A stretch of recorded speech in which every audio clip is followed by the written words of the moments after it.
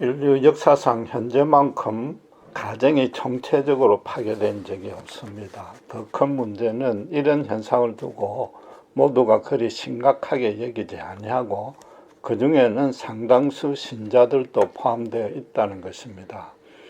창세기 2장에 계시된 하나님의 뜻은 이 땅을 가정을 통해서 거룩하게 다스리겠다는 것입니다. 그렇다면 많은 신자들이 그분의 나라를 건설할 의사가 없다거나 또는 지금 현재 무너져 내리고 있는데도 경각심은커녕 그런 인식조차 못하고 있다는 뜻입니다. 거기다가 타락 후에는 하나님 나라를 건설할 첫 번째 책임이 교회에 있습니다. 지금 장차 교회의 부흥을 맡을 주역들인 이 젊은 세대 청년들이 급속히 믿음에서 멀어져 가고 있습니다. 그들이 교회에 출석하기를 꺼리는 한 중요한 이유는 부모들의 위선적인 신앙 행태를 때문인 것입니다. 말하자면 신자의 가정조차도 온전치 아니한 것입니다. 본문 24절 25절에 나타난 하나님이 결혼과 가정을 대한 뜻과 계획, 소망을 제대로 인식하지 못하고 그대로 실행하지 못했기 때문인 것입니다. 심지어 그 의미조차도 정확히 모르고 있기 때문인 것입니다. 하나님의 가정을, 부부 사이를 향한 뜻은 한마디로 말해서 온전한 하나가 되라는 것입니다. 흔히들 주례사에서 비가 오나 눈이 오나 기쁠 때나 슬플 때나 서로 사랑하라는 그런 단순한 뜻이 아닙니다.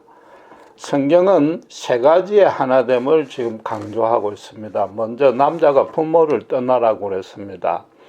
부모에게서 독립해서 가정을 이끌 책임이 남자에게 있다는 것입니다. 그걸 역으로 따지면 부모 입장에서는 반드시 아들을 떠나 보내야 됩니다. 그래서 하나님 나라를 구성할 새로운 한 공동체를 만들 수 있도록, 스스로 만들 수 있도록 하는 것이 자녀 양육의 첫째 목표가 되어야 되는 것입니다. 최근에는 사회 경제적인 요인도 많이 있지만은 대체적으로 자식을 1명 내지 2명밖에 놓지 아니합니다. 그러다 보니까 결혼은 첫 번째 의미가 독립이라는 인식이 부모에게서도 그렇고 자식에게서도 그렇고 양쪽 다 이게 아주 희미해져 버렸습니다. 거기다가 부모들이 정말로 진실함과 선함과 아름다움이 충만한 그런 부부 관계나 가정을 가꿔야만이 자녀들도 부모를 닮아서 어서 빨리 저렇게 살고 싶다, 독립하고 싶다는 마음이 들 수 있을 것인데 그러지 못하고 있는 것이죠. 하나님의 거룩한 나라를 그렇게 자식에게 계승시키고 발전시키라는 것, 그게 결혼의 첫째 원리라는 것입니다. 두 번째는 남자가 부모를 떠나서 아내와 연합하라고 그랬습니다. 연합한다는 것은 동등한 신분과 위치와 자격으로 만난다는 것이죠. 온전한 인격 대 인격의 결합인 것입니다. 그러니까 그 부부 간에는 상하 주종은 물론이고 우열, 누가 낫고 못하고라는 그런 관계는 절대 형성될 수 없다는 것입니다. 마지막으로 세 번째는 둘이 한 몸을 이루라고 그랬습니다. 우선 결혼의 첫째 목적이 생육하고 번성해야 되니까 육체적 결합을 뜻합니다. 또 둘이 한 몸을 이루니까 그 자체로 어떤 뜻이 됩니까? 하나님이 창조할 때부터 일부 다처제나 간음은 완전히 금지한다고 분명하고도 확고하게 나타낸 것입니다. 수치적으로 따져도 일부 다처나 간음은 그건 불가능한 것입니다. 이 세 번째 의미는 바로 두 번째 연합한다는 의미를 더 구체적으로 설명해 주고 있습니다. 연합이란 것은 반드시 둘이 하나가 되는 방식이 되어야 되고, 만약에 그렇지 아니하면은 그건 연합이 아니라는 것입니다. 쉬운 대로 국제연합 유엔에서는 미국이나 중국 같은 최고 강대국이나 아프리카에서 우리에게 이름도 생소한 최고 약소국이나 그 총회에서 투표권은 하나로 동일합니다. 물론 부부 사이에도 현실적으로 따지면 학력이다, 가문이다, 재력이다, 어떤 특성이다, 우열이 있을 수 있습니다. 그러나 하나님 앞에서 그렇고 가정을 이루는 데 있어서 그런 것들로 인해서 상대를 조금이라도 못되게 여기거나 비방하거나 멸시하지 말라는 거죠.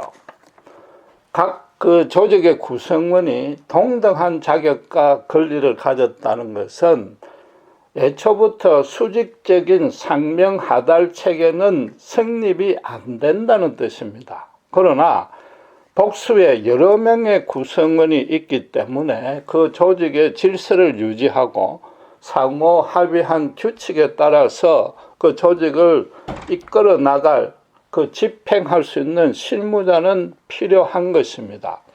유엔에서도 사무총장이 있듯이 부부 사이에도 그러한 것입니다. 대신에 남편이 아내에게 지시를 하지 아니하는 것이요, 아내도 남편의 종이나 심부름꾼은 아닌 것입니다. 서로 돕는 배필로 만났습니다.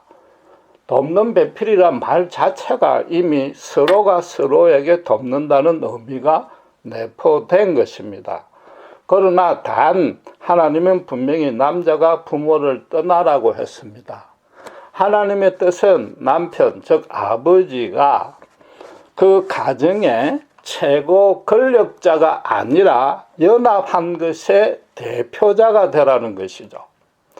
신자의 가정을 주관하는 자는 실제 주인은 처음부터 끝까지 오직 하나님 한 분뿐입니다. 이스라엘이 애굽에서 종살이 하는 것을 구출해낸 모세가 백성들 앞에는 분명히 지도자입니다. 그러나 하나님 앞에 설 때 그는 그 백성 전부를 대표하는 대표자로 선 것뿐인 것입니다. 10가지 기적을 일으키고 홍해를 건너고 광야 40년 방황생활을 인도할 때에도 하나에서부터 10가지 하나님의 지시를 받아서 그걸 전달하고 수행했을 뿐인 것입니다. 평생에 딱 한 번 자기 스스로 하나님 앞에 불평하고 백성들에게 화를 낸 적이 있는데, 그때 하나님의 진노를 사서 심지어 가나안 땅을 바라보고도 들어가지 못했던 것입니다. 마찬가지로 신자의 가정에서도 아버지, 남편이 그 모든 가족 구성원들로 하여금 하나님과 잘 교통할 수 있도록 이끄는 영적 지도자인 것입니다.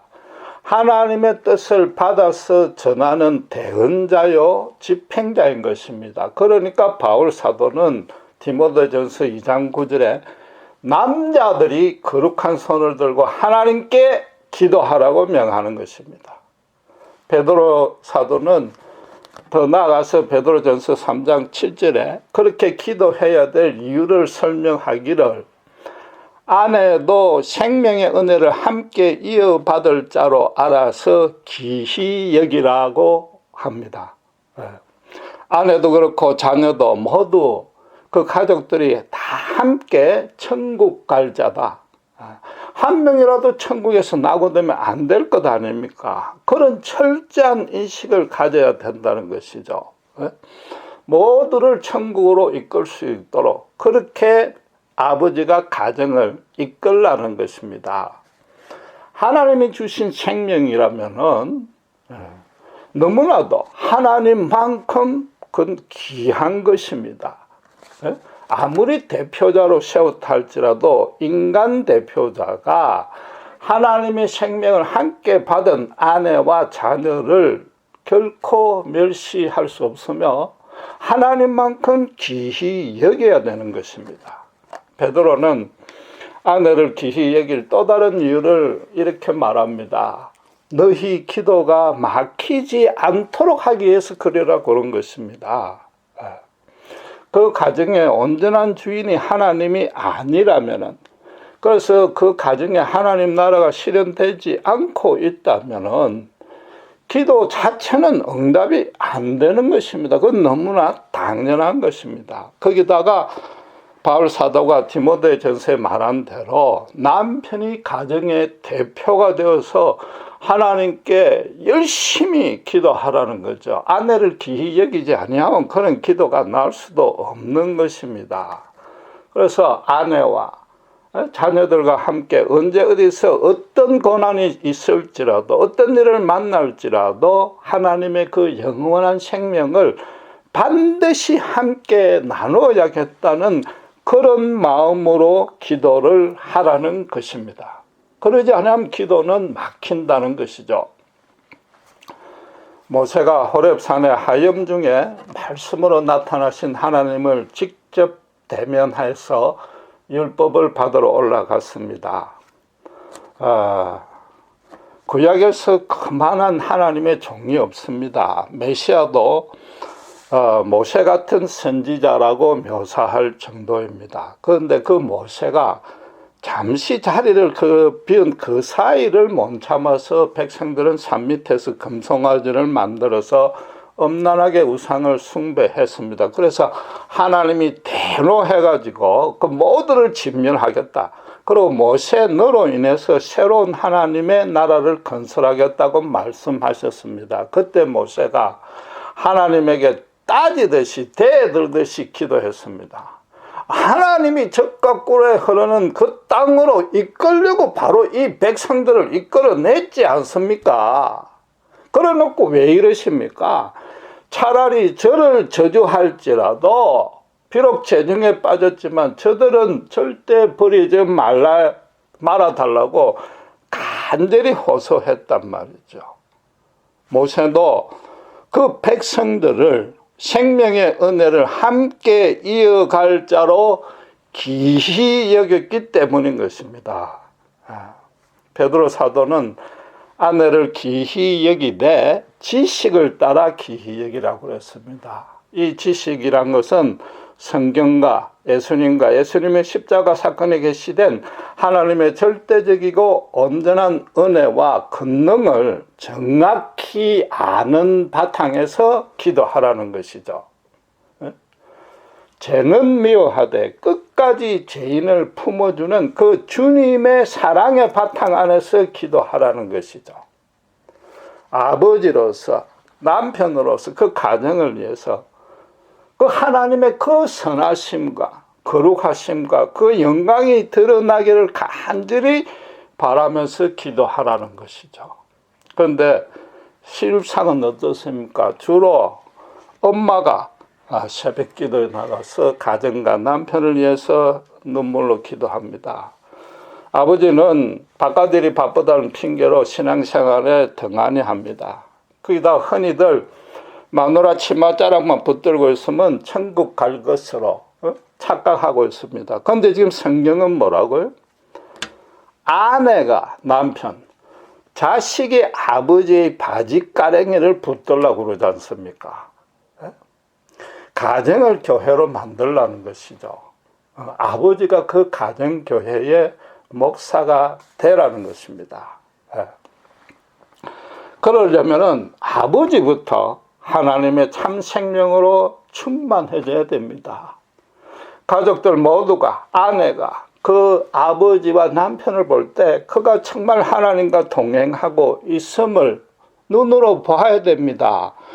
정말 하나님의 살아계심과 그 인생이, 아버지의 인생이, 또 이 가정이 하나님의 그 거룩하신 인도 가운데 이끌려 있다는 것을 모두가 확인할 수 있어야 되는 것입니다. 그렇다고 매일 가정 예배를 봐야 된다거나 부부가 아침 저녁으로 손잡고 기도하라는 그런 단순한 뜻이 아닙니다. 본문의 말씀대로 둘이 한 몸이 되어서 연합하는 것, 하나님 뜻대로 온전하고 순전하게 연합하면 그렇게 된다는 것입니다. 이 연합의 의미에 대해서 불신자, 또 일부 신자들, 심지어 가정이나 부부 전문 사역자들, 삼당가들조차도 미처 모르는 그런 의미가 있습니다. 불신자들은 우선 둘이 한 몸이 되라는 결혼의 공식을 1+1은 2라고 간주합니다. 그들도 남자, 여자는 동등한 인격체로서 평등하다는 것 알고 있습니다. 서로 다르다는 것까지도 인정하고 있습니다. 그러나 결혼의 목표를 1+1은 2로 두니까 결혼하고 난 이후에 자기들의 신분과 위치와 능력이 2배 이상으로 상승될 것만 기대하는 것입니다. 그래서 아내들은 혼수회할 때 아파트를 사오라든지 아니면 결혼해서도 아내와 맞벌이를 해서 마이홈을 갖는 꿈을 갖습니다. 물론 그건 중요한 일이고 좋은 일입니다. 그러나 결혼의 목적이 둘을 만드는 것이니까 그게 안 되면 결국 항상 갈등과 분쟁이 폭발할 소지가 생기는 것이죠. 그러니까 한국의 아버지들은 돈 버는 기계로 전락했습니다. 엄마들은 어떻게 됐습니까? 교육, 입시, 정보 수집 전문가가 됐습니다. 자식들마저도 자기 성적을 올림으로 해서 부모에게서 최신 전자기기를 뺏어내는, 부모하고 계약하는데 능통해져 버렸습니다. 부모와 자녀들 사이에 항상 말하는 화두가 뭡니까? 엄친합니다. 엄마 친구 아들 본받아라고 엄마는 자식에게 잔소리합니다. 거기에 대해서 자녀들은 뭐예요? 엄마가 내 친구 엄마처럼 해준 게 하나도 없으면서 왜? 그런 소리 할 자격도 없다고 반발합니다. 그게 1+1은 2 때문인 거죠. 그래서 조금 의식이 있는 불신자나 신자들은 결혼을 1+1은 1로 생각합니다. 크리스찬 상담가도 그렇게 부부 관계가 되라고 강조합니다. 또 그렇게 되는 최선의 방안을 서로 다름을 인정하라고 그럽니다. 예컨대 여자들은 감성적입니다. 그래서 남편과 이래 대화를 나누는 그 자체가 목적이고 기쁨입니다. 대신에 남자는 이성적이라서 남편이 말하는, 아내가 말하는데 반드시 어떤 기성정결이 있어야 됩니다. 그런데 뭐 핵심 주제도 모르겠고 하니까 아예 말하기를 싫어합니다. 그런데 계속 그냥 그 상태로 가면 결국 어떻게 됩니까? 대화가 안 되는 거죠. 대화 자체가 실종이 됩니다. 그러니까 일부러 시간을 내서라도 함께 들어주고 공감하는 그런 반응이 필요하다고 가르칩니다. 하루에도 몇 번씩 분명히 사랑한다는 표현을 하라는 것이 교회에서 하는 부부 세미나의 단골 메뉴로 등장하고 항상 강조하고 있습니다. 물론 그건 아주 좋은 일이고 그렇게 해야만 되고 그러면 어느 정도 효과는 있습니다. 그러나 솔직히 한번 따져보잔 말이죠. 우리 모두 그런 원리를 모르는 자는 거의 없습니다. 문제는 일부러 그렇게 노력을 하면은 몇 번은 성공을 하는데 지속적으로 그러지 못했다는 거 우리 모두 경험으로 알고 있지 않느냐 말이죠. 그렇다고 해서 아내나 남편을 사랑하지 않는 것도 아니요. 부부나 가정을 화목하게 이끌지 않겠다는 의도는 전혀 없습니다. 거의 모든 부부가 그런 같은 문제를 안고 있다는 것은 무슨 뜻이 됩니까? 인간 모두가 원래 그런 존재밖에 안 된다는 것이죠.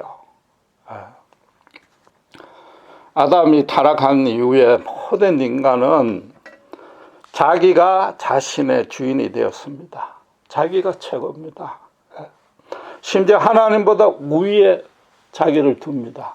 예수를 믿고 난 이후에도 그런 본성이 없어지지 아니하고 끈질기게 남아 있습니다. 부부 사이에도 서로가 자기가 낫단 말이죠. 최소한도 자기 중심적으로만 판단하고 있습니다. 심지어 자식도 부모보다 낫다고 덤빕니다.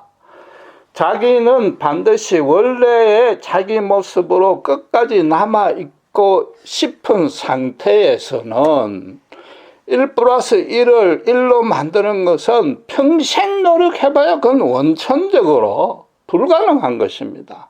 오죽하면 영국 속담에 부부는 신혼여행 가는 3일 동안만 사랑한다고 그럽니다. 그래서 신혼여행 갔다가 연애할 때는 다른 모습을 발견하고는 속은 것 알고 3개월 동안은 서로를 탐구한다고 그럽니다. 그 다음에는 3년 동안 상대를 내 취향대로 바꾸려고 열심히 박 터지게 싸우다가 도저히 안 되니까 둘 다 실패하니까 30년간 포기하고 사는 것이 결혼이라고 풍자하고 있습니다. 신자도 1 플러스 1은 1로 만들겠다는 목표만 가지고 부부 생활을 이끄는 이상은 그건 실패할 수밖에 없다는 것이 우리 체험으로 아는 부인할 수 없는 진리인 것입니다. 둘이 한 몸을 이룬다는 건 하나님의 뜻은 참 간단합니다. 둘이 합쳐서 1이 되란 말이죠. 그러면 각각이 0.5로 될 수밖에 없는 것입니다. 결혼에 대한 하나님의 공식은 0.5 플러스 0.5는 1인 것입니다. 혹시나 남편, 아내 어느 쪽이든지 자기가 0.7이고 상대가 0.3이라고 착각한다면 그건 연합이 아닌 것이죠. 동등하지도 아니한 것이죠. 남편이나 아내가 서로의 각자에게나 하나님 앞에서나 자기는 0.5밖에 안 되는 존재라는 철저한 자각이 있어야 된다는 거죠. 물론 다른 모든 인간관계에서는 독립된 인격체의 일로서 행동을 해야 됩니다. 행동할 수 있습니다. 그러나 부부 사이에서만큼은 그런 일반 인간관계에서 통하는 원리를 전혀 적용하지 말라는 것이죠. 각자가 너무 부족하고 불완전하고 무능하고 무지하다는 것이죠. 그래서 나머지 0.5가 없으면 항상 그런 모자라는 상태로 머무를 수밖에 없고 그 0.5를 보태야만 비로소 완전해지는 것이 부부라는 것입니다. 옛날에도 실제로 결혼하지 아니한 자는 아예 인간 성인 취급을 안 했습니다. 일찍 결혼한 사람은 아무리 나이가 많아도 총각에게 그냥 반말해도 됐습니다. 그만큼 결혼하지 아니하면은 인생의 깊고 풍성한 의미를 모른다고 사람들도 깨달았던 것입니다. 지금 본문에 있는 하나님의 뜻은 그런 차원도 넘어가는 것입니다. 결혼이란 것은 자기의 나머지 반쪽, 아담이 말한 그대로 뼈 중에 뼈, 살 중에 살을 찾아서 결합하는 것이 결혼인 것입니다. 더 정확히 말하면은 하나님이 자기의 반쪽을 예비해 놨다가 붙여주신 것이 신자의 결혼인 것입니다. 결혼 생활을 이어나가는 방식도 나머지 반쪽으로 인해서 자기가 비로소 완전해진다는 거죠. 그게 서로가 서로에게 그래야 되는 것입니다. 단순히 서로의 다름을 인정하는 것이고 그래서 양보하는 차원이 아닌 것입니다. 다르기 때문에 온전한 하나가 될 수 있고 달라야만 그렇게 되는 것이고 다르지 아니하면 완전한 하나가 안 된다는 것이죠. 0.5끼리 모였기 때문에 하나님의 생명의 은혜를 온전히 받을 수 있는 것입니다. 인간은 근본적으로 하나님 앞에 부족한 존재입니다. 그 부족을 하나님만이 채울 수 있음을 절감한 자가 신자입니다. 하나님은 그 각자의 부족분을 똑같이 하나님을 믿고 따르는 배우자로 하여금 현실적으로 실제적으로 보완하고 충족시켜 주겠다는 것이 결혼인 것입니다. 그런데 지금 이 상태는, 본문의 상태는 죄로 타락하기 전임을 주목해야 됩니다. 그래서 아담과 이브가 하나님 앞에는 부족함이 없는, 하나님만을 주인으로 삼은 온전한 인격체 일로 설 수 있습니다. 그러나 창조 때부터 둘이 한 몸을 이루가라고 했으니까 남자 여자는 서로에게 부족한 존재로 창조되었다는 것입니다.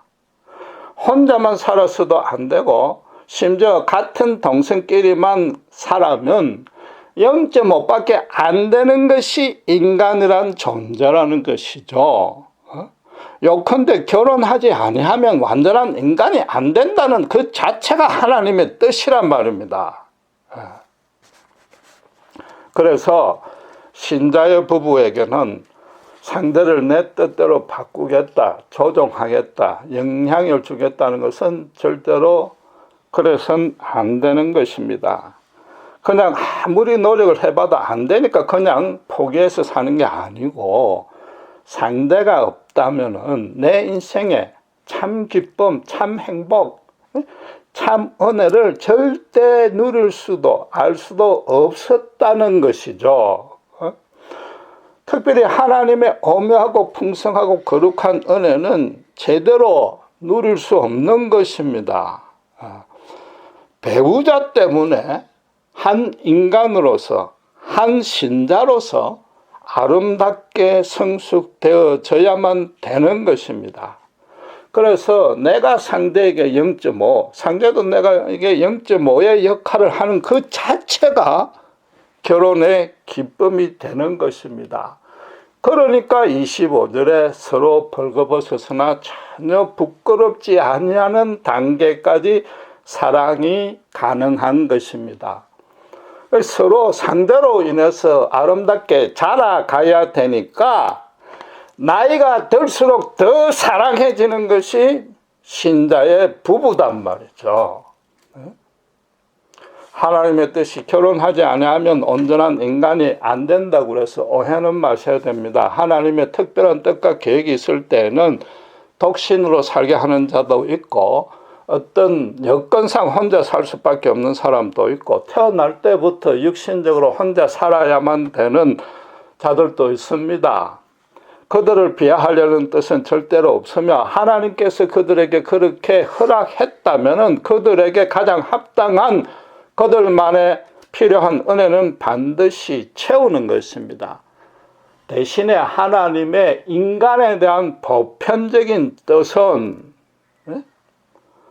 특별히 모든 신자에 대한 뜻은 결혼해서 가정을 이룸으로 해서 하나님 나라를 실현하라는 것이고, 그 가장 적합하고, 아니 유일한 방안이 0.5 플러스 0.5가 1이 되는 완전한 연합의 방식뿐이라는 것입니다. 흔히 다시 태어나도 지금 배우자와 다시 살 것인가 묻습니다. 신자는 질문이 달라야 됩니다. 지금 배우자가 잠시 여행 가고 없으면 허전한가 정도가 아니라, 없으면 아예 부족하고 무능해지고 심지어 불구가 되어지고 무엇보다도 하나님의 뜻을 이룰 수 없다는 그런 인식이 있느냐 물어야 되는 거죠. 지금의 아내와 남편과 함께 가정에서 천국을 실행하고 있느냐?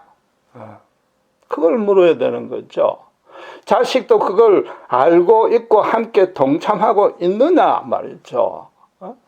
둘이 죽고 못 살 정도로 사랑하라는 차원이 아니라, 상대가 있는 것이 없는 것보다도 훨씬 더 깊고 풍성하고 아름다운 인생, 삶을 누릴 수 있고, 하나님의 놀랍고도 신기한 역사와 인도를 체험하고 충만히 누린단 말이죠.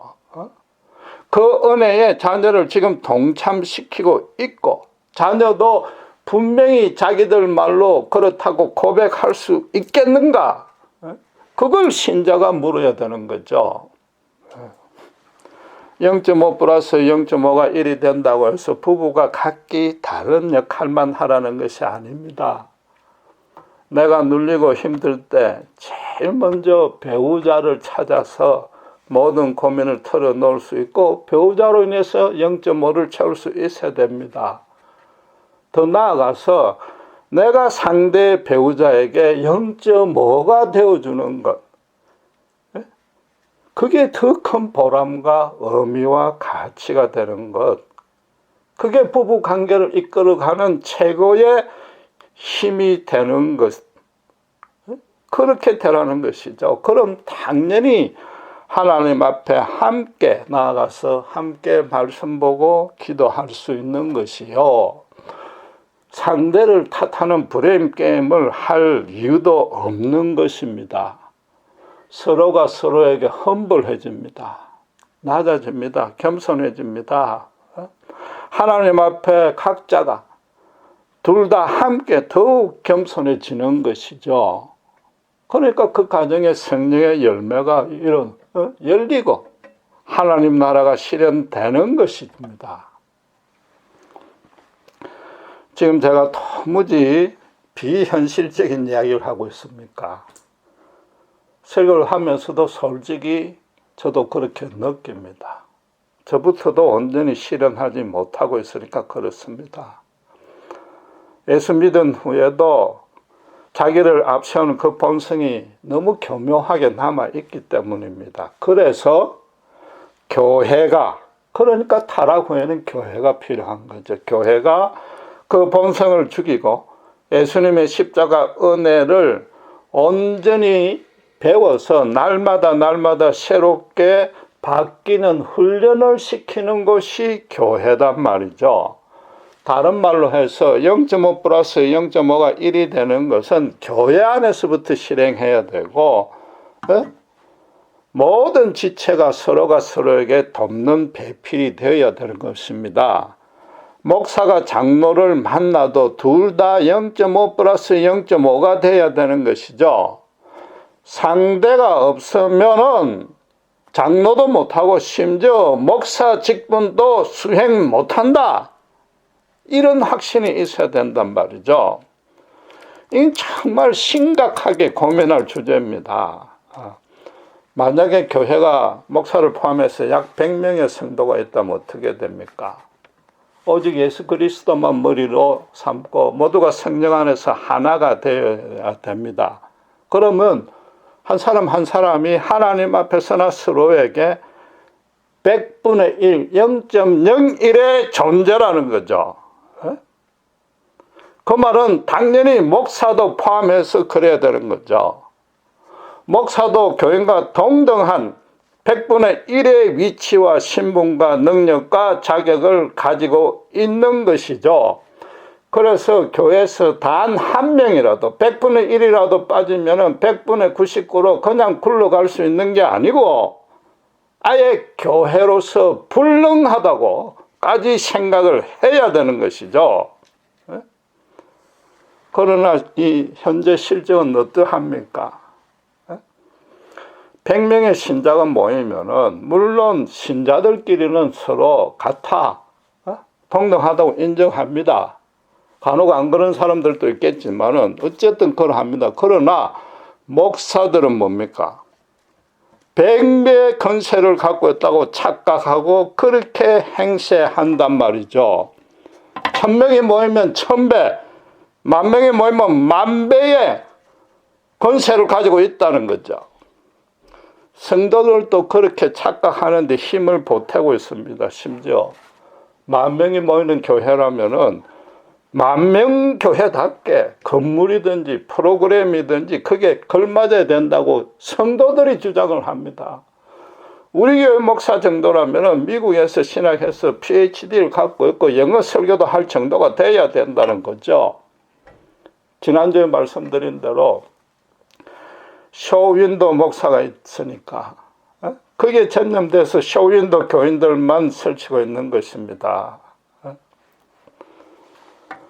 물론 10,000명의 교회가 되는 데는, 그렇게 성장하는 데는 분명히 하나님의 큰 은혜와 역사가 있었을 것입니다. 그럴수록 어떻게 해요? 하나님 앞에 1/1000로 겸손해져야지요. 또 그 일을 목사가 앞장서서 실천하고 본을 보여야 되는 것이죠. 예수님은 이 세상에서 단 한 번도 당신의 이름과 권세와 명예를 앞세운 적이 없었습니다. 불치병을 낫게 해줘도 비밀로 붙이라고 했습니다. 죄인이나 세리나 창기나 불구자나 귀신 들린 자도 동일한 한결같은 사랑으로 대했고 그들 속에 뛰어들어가서 교제했습니다. 매국노요, 죄인이요, 세리인, 그래서 인간 취급도 못 받는 삭개오 집에 누워 자면서 밤새면서 교제했습니다. 심지어 제자들 앞에 당신께서 무릎 꿇고 선수 발을 씻겼습니다. 어병이의 기적을 베푼 후에 백성들이 왕으로 삼자 그러니까 아예 피신해버렸습니다. 결국은 십자가에서 죄인의 자리에까지, 동등한 위치에까지 자기를 낮추셨습니다. 제자들들어 높아지려면 낮아지라고 가르친 그걸 몸소 실현한 것이죠. 쉽게 말해서 예수님은 수십억 분의 1의 위치에 낮아진 것이죠. 인류 역사상 모든 세대를 구원할 그 백성의 숫자만큼 낮아지는 것입니다. 정확히 말해서 자기 자신은 완전히 없어지는 죽음의 자리에까지 자기를 낮추셨습니다. 그러니까 우리 모두가 그 십자가 은혜로 인해서 다시 살 수 있게 된 것이란 말이죠. 모세도 그 죄가 많은 백성들을 위해서 나를 저주하실지라도 저들을 살려달라고 그랬습니다. 그 당시 백성이 200만 명이었습니다. 그는 백성의 대표자로서 자기를 200만 분의 1까지, 아니 예수님처럼 아예 없어지는 자리에까지 낮춘 것이죠. 지난주에 신자가 하나님의 일을 하지 아니하고 하나님의 나라를 이 땅에 세우지 아니하면 세상은 소망이 없다고 그랬습니다. 지금 바로 이 0.5 플러스 0.5가 1이 된다는 이 연합의 가르침을 제대로 수행할 책임이 있는 자는 목사입니다. 그런데 그 목사님들이 교인 숫자에 비례해서 자기 혼자만 권세가 늘어난다고 착각하고 있습니다. 그러니까 신자들도 그 본을 받아서 하나님의 능력만 빌려가지고 세상에서 자기 권세 재물 높이려는데 믿음을 동원하고 있습니다. 그럼 결국 어떻게 됩니까? 그런 목사님들이 죄송하지만 이 세상이 절망으로 치닫게 만드는 주범이지 않느냐 말이죠. 1 플러스 1은 2가 된다는 것은 인간끼리 이 땅에 유토피아를 건설할 수 있다는 자신입니다. 그런 연합의 원리로는 이 세상에서 갈등과 분쟁만 조장시킬 수밖에 없습니다. 1 플러스 1은 1이 된다는 것은 아주 도덕적으로 종교적으로 선해 보이지만은 인간의 제2의 본성상 실패할 수밖에 없습니다. 그게 지금 역사가 증명하고 있고 현재도 결국 그래 되면 문화와 도덕과 종교 전쟁이 불가피하게 되는 거죠. 그런데 교회는 그런 정도의 노력도 하지 아니하고 목사만이 혼자 그 권세를 독점하고 있단 말이에요. 도대체 이게 어찌된 탓이냐 말이죠.